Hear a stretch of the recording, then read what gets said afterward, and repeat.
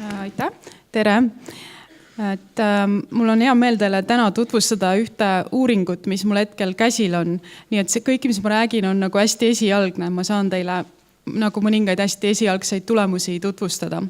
Ja ma püüan rääkida natuke aeglasemalt, kui ma tavaliselt räägin, et Helenil oleks kergem tõlkida seda inglise keelde. Pisut selle uurimuse taustast, et ma teen seda Helsingi ülikoolis. Ma olen hetkel seotud seal ühe projektiga järeldoktorantuuris. Meil on selline väike uurimistiim, mis keskendub jätkusuutlikele eluviisidele ja nagu kultuurilistele muutustele ja just veganlusele tegelikult. Selline hästi hea võimalus on mul esimest korda elus nagu kasutada oma teadmisi sotsioloogina ja tuua kokku sellised teemad, mis mind huvitavad uurimistöös, et siis veganlus, loomade õigused ja sooteema. Selles projektis meil on ühelt poolt nagu uurimistöö ja teiselt poolt on ka selline hästi praktiline osa, kus me töötame välja veganretsepte Soome suurköökide jaoks.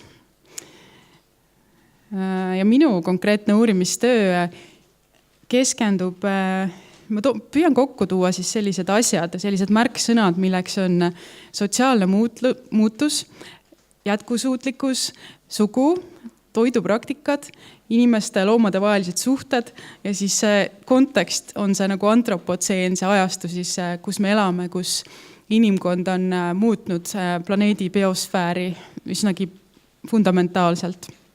Ja mõningad küsimused, mis mind siis selles uurimistöös huvitavad, on siis sellised, et mida tähendab veganitest meeste jaoks veganlus ja veganina elamine? Kuidas nad veganiks jõuavad? Mis motiveerib? Milliseid võimalikke raskusi kogetakse veganiks hakkamisel ja veganiks olemisel? Aga ka, et milliseid uusi võimalusi ja väljendusviise veganlus meestele pakub? Ja kuna ma olen soouurija, siis mind huvitab ka see, et näiteks kas veganiks hakkamine ja veganina elamine siis kuidagi ka muudab mehelikkust või kas näiteks see viib sihukeste egalitaarsemate maskuliinsuste poole. Ja miks ma meestele otsustasin keskenduda, on sellepärast lühidalt, et veganite hulgas on vähem mehi kui naisi ja liha söömine on traditsiooniliselt olnud seotud siis nagu meeste identiteetide ja praktikatega. Et ma mõtlesin, et see on nagu huvitav keskenduda meestele selles kontekstis. Aga täna ma ei jõua teile kõikidest nendest aspektidest rääkida, et tutvustan nagu vaid väheseid valitud asju. Kes mul siis selles uurimuses osalesid, et see oli siis selline kvalitatiivne uurimus, ehk siis ma tegin intervjuusid ja mul on tegelikult intervjuude tegemine veel pooleli. Ja täna ma räägin teile sellest, nagu, mis on tulemused või esialgsed tulemused Eestist. Et uurimuses on siis Eesti veganmehed ja kes siis Soomes elavad. Eestis ma olen teinud 31 intervjuud ja kuidas ma need leidsin, need veganid, et ma kuulutasin nagu kõige suuremates Facebooki vegan gruppides ja kutsusin uuringus osalema. Ja siis hetkel siis see intervjuude läbiviimine veel käib ja siis mida veel võib öelda selle grupi kohta, et vanus oli siis 18–56, aga keskmine vanus 33. Ja ma ütlesin neile ka, et mina kui uurija on sel juhul nagu osa sellest kogukonnast, et ka ma ise olen vegan, et siin on natukene erinev see, et kui uurija nagu intervjueerib veganluse teemal, aga ise ei ole vegan, et võib-olla küsimused on natuke teistsugused või et siin on nagu teatud eripärad. Nii. Ja natukene siis ka, et see kontekst või mingid olulised nagu mõistad minu uurimiste kontekstis, et see sama antropotseen, siis see globaalne ökoloogiline kriis, kus me asume ja on siis päris paljud rahvusvahelised organisatsioonid ka juba rääkinud sellest, et millised on loomade tarbimise negatiivsed tagajärjed keskkonnale. Ja samuti ma rõhutaks, et see kriis ei ole ainult mitte siis ökoloogiline või jätkusuutlikkuse kriis, aga et on ka selline eetiline kriis siis inimeste ja loomade vahelistes suhetes. Et viimaste andmete järgi inimesed tapavad toiduks kusagil üle 70 miljardi maismaa looma aastas. Ja siis kõik need siis osapooled, kes siis on seotud sellega, on päris mitmed, et see on valitsused, siis see loomatööstus, ka ülikoolid, et kõik on nagu, see on selline suur nagu kompleks ja siis inglise keeles on animal industrial complex, on nagu nimetatud seda kogumit siis, et kes seal tegutsevad. Ja jah, et siis ka mõni selline vegan perspektiivist lähtuv sotsioloog on toonud välja selle, et kuidas meie ühiskonna korraldus on selline spetsitsistlik, et see nagu loogika siis, et loomadele omistatakse väiksemat väärtust, et see on siis meie nagu institutsioonidesse integreeritud, et näiteks riiklikud toitumissoovitused on üks näide sellest, mida ma olen ka tegelikult ise uurinud. Ja koolides siis ka, et kuidas neid väärtusi edasi antakse nagu variõppekava kaudu ja nii. Ja veganlus on tegelikult siis üks võimalik lahendus nendele kriisidele, et siis tõesti on vaja leida jätkusuutlikumaid ja eetilisi elamise viise, suhestumist teiste loomadega. Jällegi siin on mulle viitad mõnele siis just hiljuti ilmunud nagu rahvusvahelisele organisatsioonile, et üks selline hästi mõjukas raport nagu Eat Lancet Commission on Food, Planet Health, et nemad räägivad sellisest suurest toidumuutusest, kus nad ütlevad, et inimkonna toit peaks olema tervislik, aga samas ka jätkusuutlikult toodetud ja nad ütlevad, et see on suuresti taimne. Et ma arvan, et see on nagu hästi mõjukas nagu hiljuti ilmunud raport, mis võiks ehk asju paremuse poole nagu viia. Nii, ja ja siis ka ülikoolides see on hästi marginaalne, aga natuke on siis ka just kriitilisest perspektiivist uuritud inimeste loomade vahelisi suhted, et on selline uurimisvaldkond nagu kriitilised loomauuringud, kuhu ka mina siis paigutan oma töö, et see vaidlustab siis loomade ekspluateerimist siis teadustöös. Ja ka veganuuringud on selline huvitav uurimisvaldkond, mis on hiljuti esile kerkinud, et see minu töö nagu paigutub ka sinna. Ja mida ma nagu tahaks ka teha oma töös, et veganlus tegelikult on hästi selline uus sotsiaalne nähtus ja eelkõige siin meie nagu võib öelda postsotsialistlikus ruumis, aga samas on nagu saanud järjest nähtavamaks. Ja veganlusest siis räägitakse nagu erineval moel, et just meedias ehk me oleme kuulnud, et sellest räägitakse kui elustiilist näiteks või identiteedist või ka isiklikust toiduvalikust ja ka dieedist, eks ole, et neid nagu viise on mitu, kuidas sellest räägitakse ja ma tahaksin veganlust mõtestada nagu teistmoodi ja pöörata tähelepanu just nagu, et sellele, kuidas on selline poliitiline praktika. Ja see on uurimistöös ka siis, et ta on inimeste loomade vaheliste ekspluateerivate suhete ümbermõtestamine ja selle kaudu siis ka sellise kehtiva ühiskonnakorralduse vaidlustamine. Samuti võib siis veganlusest mõelda kui strateegiast kliimamuutuse vähendamiseks ja üks asi, mida ma siis ka oma töös nagu vaatan, on see, et kuidas ta on siis selline nagu poliitiline igapäevapraktika või poliitilise protesti vorm ja üks selline huvitav viis sellest ka rääkida on, et nagu veganlus ise või veganiks olemine on selline nagu aktivismi vorm ja seda võiks nimetada näiteks argiaktivismiks või mikroaktivismiks, et ma toon teile siin näited ka. Ja nüüd edasi ma tahakski jõuda siis selle juurde, mida ma olen leidnud väga esialgselt ja tegelikult näidata teile just tsitaate, et mida siis inimesed on öelnud, kuidas nad ise on rääkinud veganiks hakkamisest ja kuidas nad veganlust nagu mõtestavad. Et kaks asja, millest ma räägin, et nagu sellised veganiks hakkamise mõned lood, mida ma lühidalt teile näitan, kus siis tulevad välja ka peamised põhjused, kuidas siis need veganitest mehed põhjendasid veganiks hakkamist ja siis, kui ma jõuan, siis ma natuke räägin sellest veganusest kui argiaktivismist ka. Et esindatud siis olid veganiks hakkamise nagu põhjuste hulgas kõik need, mida me võime eeldada ka, et keskkond, eetika ja tervis.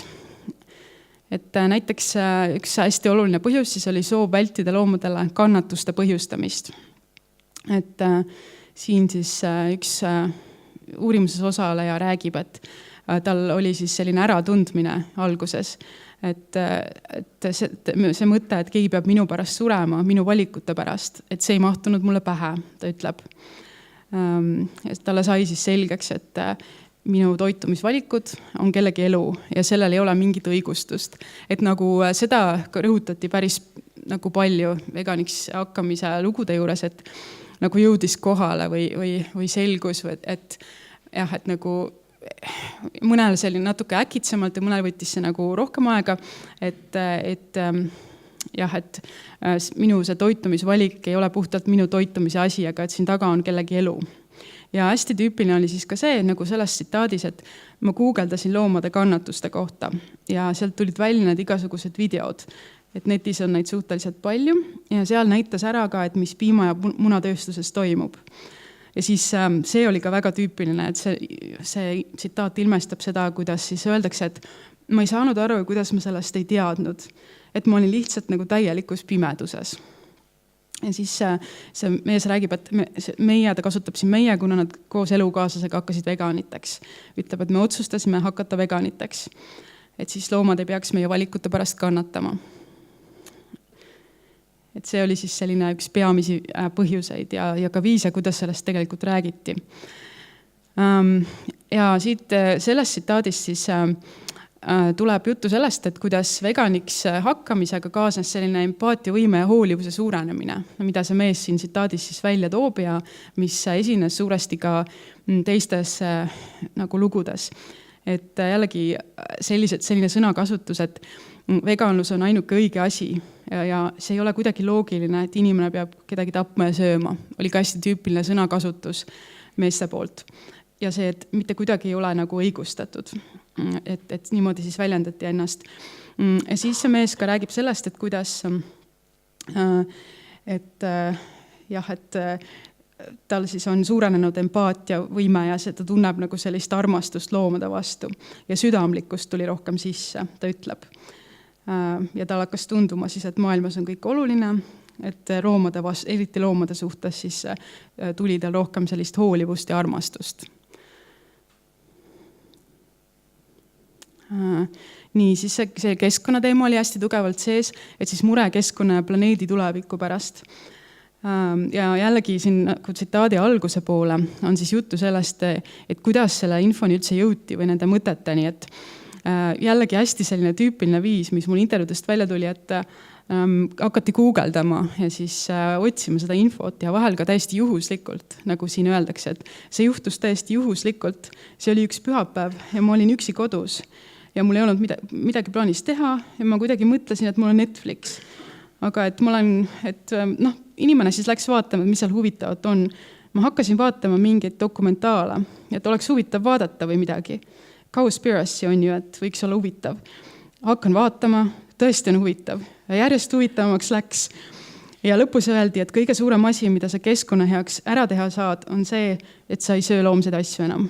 Hakkad veganiks, on ju. Ja siis ma mõtlesin, et okei, minu jaoks on see nii tähtis, see keskkonnateema. Ma just nagu varem sellest, võib-olla pool aastat varem jõudis kohale, et keskkonna olukord on siis hull. Ma natukene jätan siin vahele, kuna pikk tsitaat. Ja siis mulle jõudis kohale, et inimkonna saatus on nagu kaalukausil, et see ei ole mingisugune tühi asi. Ja kui ma seda filmi vaatasin, siis ma mõtlesin, et see on suur samm, mida nagu mina teha saaksin, et ma vähemalt proovin. Et siis selline nagu viis, kuidas sellest siis räägiti veganiks hakkamisest, et eelkõige siis mure nagu keskkonna ja planeedi tuleviku pärast.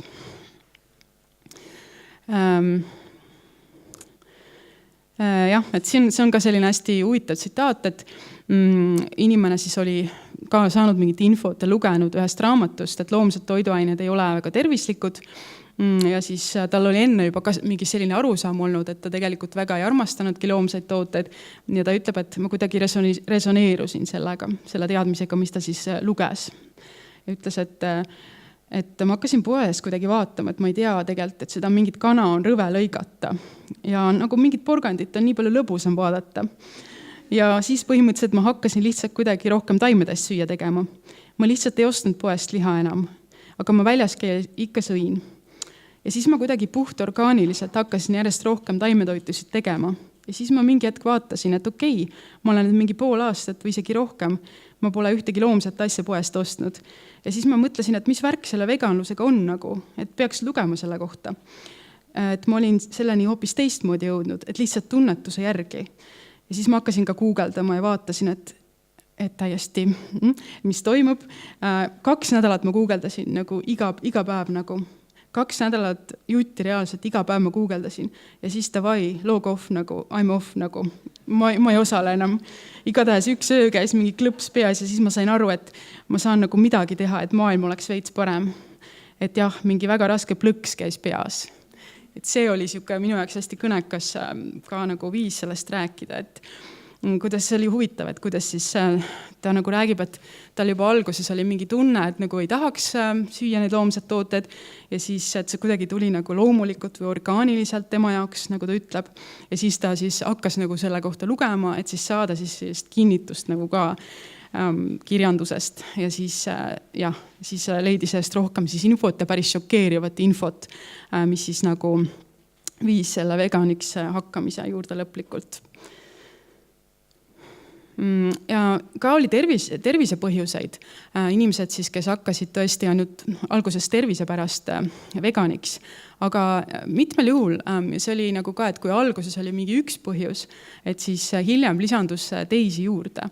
Näiteks siin on üks näide, et alguses vaatasid võib-olla selle looduse aspekti läbi, hakkasid leidma erinevaid nagu tervise aspekte. Et tervise aspekt oli pigem nagu ennem kõike. Ja ka siis see cowspiracy ja siis hakkasid mõtlema, et et nagu loomamaterjalid hakkasid siis ka ette tulema ja siis tulid eetilised aspektid juurde. Et üks näide sellest, kuidas siis neid põhjuseid tuli siis juurde hiljem. Ja ka, et üks näide sellest, kuidas tegelikult elukaaslase siis mõjul hakati veganiks, mis tegelikult ei olnud väga tüüpiline. Et enamik mehi tegelikult rääkis veganiks hakkamisest kui sellisest üksinda sellisest avastamise teekonnast, et tegelikult elukaaslane nagu ei mõjutanud seal, aga just selles näites siis on selline elukaaslase mõju, mida tuuakse esile. Ja elukaaslane soovitas seda Vegan Sidekick lehte, mis siis sellele mehele meeldis oma tabavusega. Ja siis see on huvitav, kuidas ta siin ütleb, et mul ei olnud nagu probleemi pöörduda tagasi selle juurde, mis mul väiksest peale tegelikult omane oli olnud. Ja siis ma nagu hakkasin meenutama rohkem seda lihaseika. See oli siis mingi sündmus seotud liha loomadega kunagi ta lapsepõlves. Kuigi see oli mul kogu aeg meeles olnud, aga siis oli nagu põhjust sellest rääkida, kuidas ma olin nagu harjutatud liha sööma. Et siis see veganluse juurde jõudmine, et siis nagu vaadati tagasi oma varasematele kogemustele ja lapsepõlve ja siis leiti, et tegelikult seal olid mul mingid sellised kogemused, et kus mulle üldse liha ei maitsenud või tegelikult ma hoolisin loomadest, aga et ma saan nüüd aru, et mind on harjutatud või see ühiskond on mind nagu sinna suunanud, et ma liha söön. Et see oli hästi põnev siin. Ja see inimene siin ütleb, et mingisuguseid erilisi dokumentaale ma pole pidanud selleks vaatama. Et see tundub lihtsalt nii loomulik. Ja ta räägib siis sellest, kuidas me elame sellises ühiskonnas, kus on küllus ja meil ei ole nagu keeruline siin veganina elada. Et nüüd ma jõuan selle nagu teise osa juurde, mul natukene veel ehk aega, et veganlus kui selline argiaktivism, et pisut selle taustast, et tavapäraselt nagu mõtestatakse aktivismi või protesti siis selliste nagu suurte demonstratsioonide või mingite suurte kampaaniatena avalikus ruumis, aga tegelikult nagu võiks mõelda, et seda võiks nagu natuke ümber mõtestada või seda mõistet laiendada tegelikult, et nii, et ta hõlmaks ka tegevusi, mida tavapäraselt aktivismiks ei peeta. Et näiteks tegevused privaatsfääris. Ja ma olen leidnud päris huvitavat kirjandust, mis nagu peab siis aktivismiks või räägib nagu aktivismist selliste tegevuste kaudu, nagu igapäevaelus toimuvad vestlused või mingi lugude ja kogemuste jagamine. Internetiaktivism näiteks, et sellised väiksed nagu tegevused, mis tegelikult, mida võib mõtestada aktivismina. Seda on nimetatud nagu ka mikroaktivismiks, et see on mingisugune poliitilise suunitlusega tegevus, isegi kui need osalejad, kes seal siis seda aktivismi teevad, et nad ei pea ennast nagu aktivistiks otseselt, aga siiski nad oma tegevuse kaudu nagu vaidlustavad mingeid sotsiaalseid norme. Ja sageli siis et selle argiaktivisti enesekuvand on selline, et ta on nagu tavaline inimene, mitte aktivist.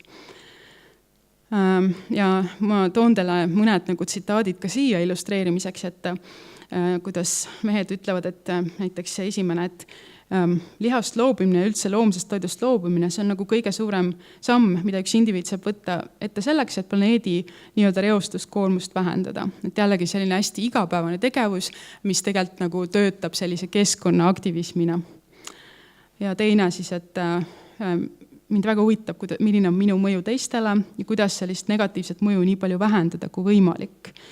Et siis minimeerida seda oma nagu negatiivset mõju planeedile. Ja see on huvitav ka, et kas ja kuivõrd ennast peeti siis kuidas ise nagu aktivistiks, et mõned ütlesid, et jah, ma olen aktivist, aga mõned ütlesid, ei, ma siiski ei ole. Et näiteks üks mees ütleb, et kui ma küsin, et kas sa nagu ennast ise aktivistiks ei pea, ta ütleb, et ei saa niimoodi öelda jah, et ma ei ole selleks küll eriti teinud, et aktivisti nime välja teenida.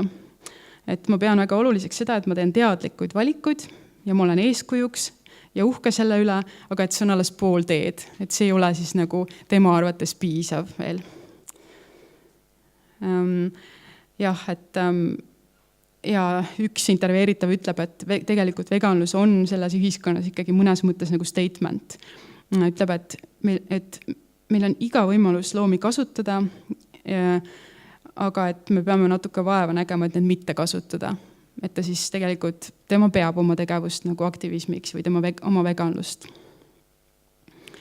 Ja see on ka huvitav, kuidas nagu aktivism siis ilmnes sellistes igapäeva vestlustes. Mul on see hästi pikk tsitaat, aga ma teen sellest sellise lühikokkuvõtte, kus siis üks intervjueeritav töötas või osalise tegevusena ta sõitis Uberit ja siis ta rääkis ühest juhtumist, kus ta sõitis Uberit ja viis kellegi inimese siis kuhugile. Ja see klient siis oli seal taksos ja seal tuli juttu siis mingitest reklaamidest, mida nad nägid Tondi Selveri juures, et mingid proteiinijogurtid. Ja siis tuli jutuks, et see klient tegelikult küsis, et miks seda proteiini reklaamitakse. Ja siis see siis vegan seal või see Uberi taksojuht seal olukorras ütles, et ja siis ma ütlesin, et jah, uskumatu, et inimesed arvavad, et proteiin tuleb kuskilt loomsest valgust. Tegelikult tuleb taimsest.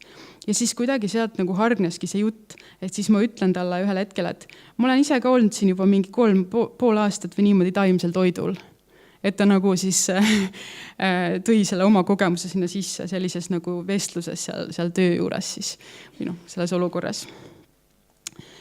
Siis on üks hästi põnev näide sellest nagu aktivism lähisuhtes, et see on ka üks siuke põnev teema, mida ma lähemalt uurin, aga hetkel lihtsalt väike sissevaade, et üks intervjueeritav siis rääkis sellest, et nagu oma elukaaslase veenmisest, et veganiseerimisest siis tegelikult ütleb, et sest sul on power, see on sinu nii-öelda miniaktivism. Vähemalt oma elukaaslase pead sa suutma ju ümber veenda. Sa ei pea läpakaga tänaval olema Raekoja platsis. Sa ei pea tegema mingit muid asju, et siltidega karjuma, aga suuda oma elukaasena vähemalt ümber veenda, sest see on õige, sest sinu taga on loom. Et see viimane siin lause siis, et nii palju ikka peaks suutma mõjutada ühte inimest oma elus. Jätan ühe nagu vahele ja siis ma kohe jõuan ka lõpuni, et siis jääb natuke aega küsimusteks. Ja nüüd, kui te arvate, et siis need intervjueeritavad kogu aeg tahtsid rääkida veganlusest igas olukorras kõigile, siis see ei olnud üldse nii. Ja üks asi, et seda tehti nagu rohkem ja intensiivsemalt veganiks hakates ja nagu esimestel nädalatel või aastatel või nii, aga siis see nagu hoog rauges ja paljud tegelikult isegi vältisid seda. Ja oldi nagu või taheti olla pigem siuke vaikiv eeskuju. Et siin ma küsin, et kas sa ise teed sellest juttu või et kuidas see jutuks tuleb. Ja siis see intervjueeritav ütleb, et ma pigem ei räägi, ma eelistan üldse sellest mitte rääkida. Aga kui küsitakse, siis ma hea meelega vastan. Võimalikult konstruktiivselt ja lühidalt ja täpselt. Et ma niimoodi ei ole, et lähme pitsat sööma ja siis ma räägin, et kuulge, palju te siis, kui tihti te liha sööte. Ta nagu ütleb, et tema siukest asja ei ütle sõpradele. Ja selle ma jätan ka korra vahele. Ja üks viimane asi, mis ma tahan rõhutada, et selline nagu, mida mina näen siin hästi suuresti, et aktivism nagu toidu kaudu on väga tugevalt sees, et nagu sellise vegan toidu tutvustamise kaudu on üks viis seda siis teha. Et näiteks siin on üks selline juhus, et kus inimene siis räägib, et ühe sellise väikse kogemuse, et veganlus on jutuks tulnud võib-olla kõige paremini siis, kui meil on olnud mingid grillimised. Et jah, ma nagu tulen mingi oma asjaga ja ma kõigile nagu õhinal annan maitsta. Ma mäletan, et kui mingid need huviku kotletid tulid, need soja omad, et see rääkis, et üks jahimees oli seal olnud, see jahimees on seal selline gurmaan ka, temale spetsioon praadisin, tead seda. ja andsin talle isegi siis maitsta, et kuidas maitseb. Kuule, päris hea isegi. Ma mõtlesin, et jess, et nagu selline toidu kaudu nagu aktivism tuleb siit välja. Ja siin siis ka üks vegan mees siis räägib, kuidas ta teeb sellist asja, et ta on hakanud siis tutvustama nagu vegan toitu, et pidades siis selliseid kogunemisi õhtusööke oma kodus ja sõpradele tutvustab siis nagu veganust, et ta isegi ei tee sellest nagu suurt numbrit, ta ei räägi sellest palju, aga see toit on seal nagu vegan. Ja siis kõige viimane näide selle kohta, et see on nagu selline tööolukorras, et see intervjueeritav räägib sellest, et tal on nagu oma firma, ta ise ja tema elukaaslane, kes ka seal ettevõttes töötavad, et nemad siis pakuvad seal ainult vegan toitu. Et siis selles mõttes ta on nagu ülemuse positsioonil ja siis selles mõttes ta saab nagu sellelt positsioonilt kuidagi ka kergemini selles kontekstis veganlust tutvustada. Ja ütleb siis, et see sünnipäevadel ja muidu on siis on kõik nagu vegan söök. Nii, aga see oli nagu hästi lühike sissevaade minu uurimistulemustesse. Ma natuke võtsin rohkem aega, kui ma tahtsin, aga ma nüüd lõpetan. Aitäh! Aitäh, Katri!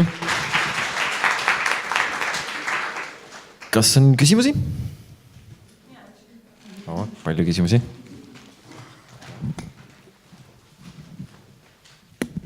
Aitäh väga ägeda kokkuvõtte eest, väga sisuka kokkuvõtte eest.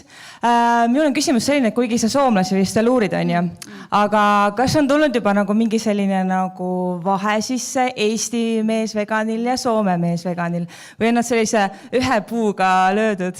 Ja väga hea küsimus, et see on põhjalikumalt, siis muidugi ma edaspidi selgitan selle välja, et mul on hetkel tehtud, ei ole väga palju intervjuusid Soomest tehtud, aga üks asi, mida ma juba märkan on, seda ma teadsin ka enne, et nagu Soomes veganiks hakkamine on nagu võimalik olnud varem tegelikult, arvestades meie ühiskondade erinevust ja nagu seda ajaloolist tausta, et nagu teadlikkus veganlusest on seal olnud nagu suurem kauem aega ja see on aktsepteeritavam ka tegelikult.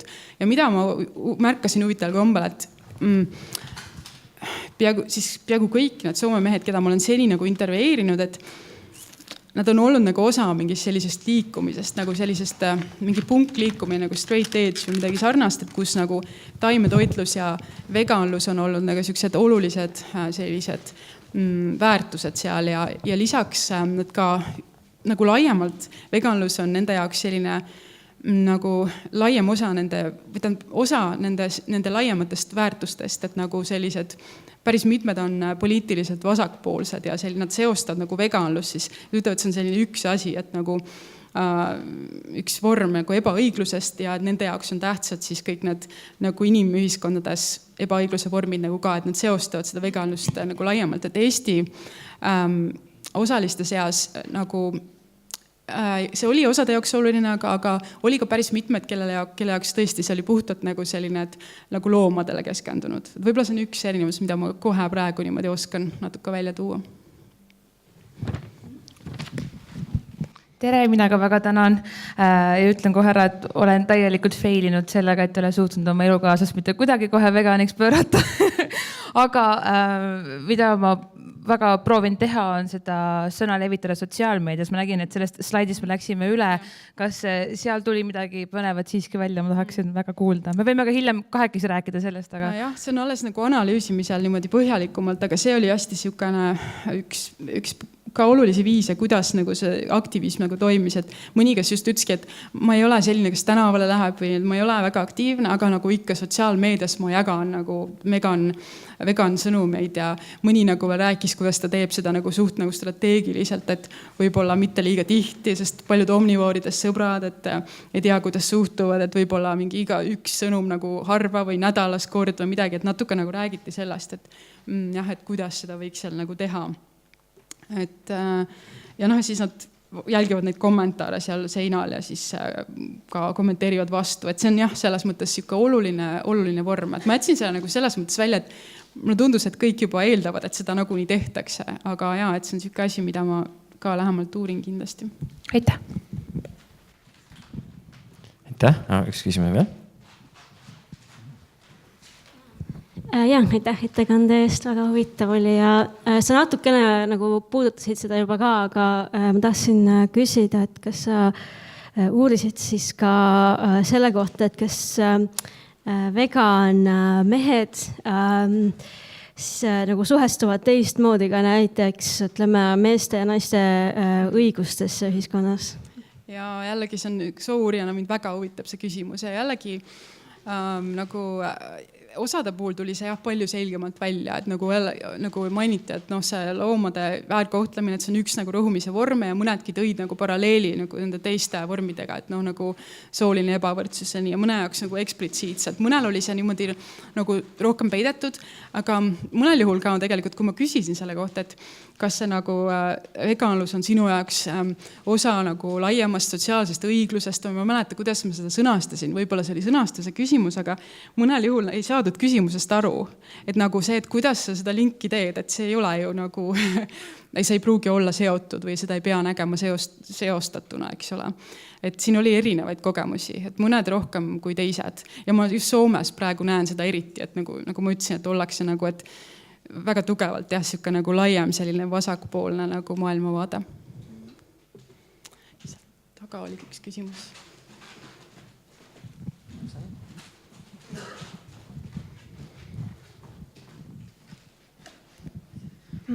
Mul on selline küsimus, et kas oskad soouurijana siis ka tuua välja, et kuidas nende meeste jaoks maskuliinsus ja veganlus, mis kokkupuutepunktid olid maskuliinsusel ja veganlusel ja kas oskad kommenteerida, et kas meeste veganlus erineb kuidagi naiste omast või on seal mingisuguseid momente? Ja okei, väga sellised huvitavad küsimused ja see teine, ma ütleks, et ma ei ole uurinud, ma ei ole naissoost vegani intervjueerinud, seetõttu ma ei oska nagu niimoodi öelda, seda võrdlust praegu teha. Ma vastan juba sellele esimesele, et oota, kuidas see täpselt oli, et et okei, nagu selles mõttes päris domineerivalt tuli esile see, et nagu ei olda mures, sellepärast nagu nende jaoks ei olnud nii, et veganlus nagu õõnestaks maskuliinsust, et see nagu ei pidanud paika. Et paljude jaoks näiteks nad nagu tegelikult vaidlustasid selliseid traditsioonilisi soostereotüüpe üldsegi. Ütlesid, et nagu miks me üldse, need on nagu naeruväärsed, et ja nad ei näinud, et see veganlus kuidagi oleks nagu jah, sellist maskuliinsust nagu lagundav ja niimoodi ja päris mitmete jaoks olid need elemendid nagu see hoolivus ja empaatiavõime ja see nagu vägivallatus hästi olulised nagu põhimõtted. Ja et ma arvan nagu, et isegi kui võib-olla ei pöörata nagu või otseselt ei öelda, et jaa, et ma olen nagu feminist või minu jaoks on oluline sooline võrdõiguslikkus, et ikkagi kuidagi see veganiks olemine toob sinna mingid teised nagu väärtused, mis on võib-olla pehmemad väärtused ja nagu muudab seda meheks olemise viisi kuidagi. Aga see on jällegi üks suur küsimus, mida ma uurin ikka veel.